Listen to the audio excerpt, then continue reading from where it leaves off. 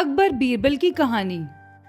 एक बार बादशाह अकबर के शयन कक्ष में सफाई करते हुए एक सेवक के हाथ से गिरकर उनका मन पसंदीदा फूलदान टूट गया। फूलदान टूटने पर सेवक बहुत घबरा गया। उसने चुपचाप फूलदान के टुकड़े समेटे और उन्हें बाहर फेंक आया। अकबर जब शयन कक्ष में आए तो उन्हें अपना मन पसंदीदा फूलदान दिखाई नहीं दिया।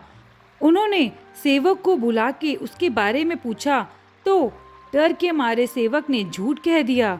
जहाँ पना मैं वह फूलदान साफ करने घर ले गया था, इस वक्त वो वहीं है। अकबर ने तुरंत सेवक को वो फूलदान अपने घर से वापस लाने का आदेश दिया। यह आदेश पाकर सेवक के पसीने छूटने लगे। बात छुपाने का कोई औचित्य ना देख उसने अकबर को सब कुछ सच सच बता दिया और हाथ जोड़कर माफी मांगने लगा। अकबर फूलदान टूटने की बात पर तो उतने नाराज नहीं हुए, लेकिन उन्हें सेवक का झूठ बोलना बिल्कुल पसंद नहीं आया और उन्होंने उसे फांसी की सजा सुना दी। सेवक गिड़गिड़ाता रहा, लेकिन अकबर ने उनकी एक भी नहीं सुनी।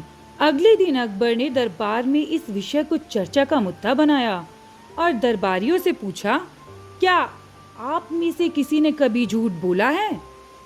सारे दरबारियों ने एक ही स्वर में इनकार कर दिया। जब अकबर ने बीरबल से पूछा तो बीरबल बोला, जहाँ पना हर इंसान कभी न कभी झूठ बोलता है, मैंने भी बोला है। मुझे लगता है कि जिस झूठ से किसी को नुकसान ना पहुँचे उसे बोलने में कोई बुराई नहीं है। बीरबल की बात सुनकर अकबर गुस्सा हो गए।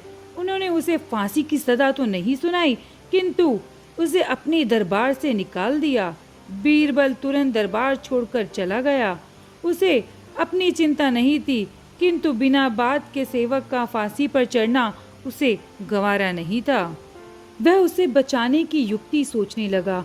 कुछ सोच विचार करने के उपरांत उसने घर की जगह सुनार की दुकान की राह पकड़ ली। सुनार को उसने सोने से धान की बाली बनाने को कहा। अगली सुबह सुनार ने बीरबल को सोने की बनी धान की बाली बनाकर दे दी, जिसे लेकर बीरबल अकबर के दरबार में पहुंचा। दरबार से निकाले जाने के बाद भी वहां आने की बीरबल की हिमाकत देखकर अकबर नाराज हुए, लेकिन बीरबल ने उन्हें अपनी बात सुनने के लिए किसी तरह राजी कर लिया। वह सोने की बनी धान की बाली अकबर को दिखाते हुए बोले, जहां पना एक बहुत ही महत्वपूर्ण बात आपको बतानी थी, इसीलिए मुझे यहाँ आना पड़ा। कल शाम घर जाते समय रास्ते में मेरी मुलाकात एक सिद्ध महात्मा से हुई। उन्होंने मुझे ये सोने की धान की बाली देकर कहा कि किसी उपजाऊ भूमि में इसे लगा देना, इससे उस खेत में सोने की फसल होगी। मैंने एक उपजाऊ भूमि खोज ली है। मैं चाहता हूँ कि सभी दरबारी और आप भी इसे लगाने उस खेत में चले। आखिर देखे तो सही कि महात्मा की कही बात सच है या नहीं।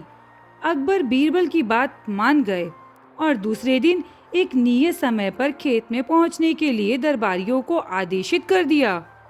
अगले दिन सभी नियत समय पर खेत पर पहुंचे।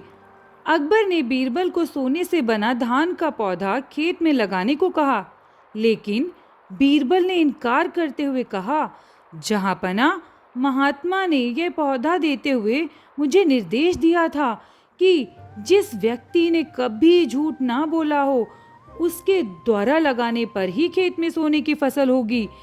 इसीलिए मैं तो ये पौधा नहीं लगा सकता।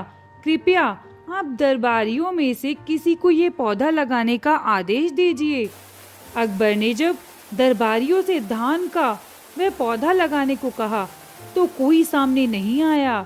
अकबर समझ गए कि सभी ने कभी न कभी झूठ बोला है। तब बीरबल ने वह पौधा अकबर के हाथ में दे दिया और बोला, जहाँ पना यहाँ तो कोई भी सच्चा नहीं है, इसीलिए पौधा आप ही लगाइए।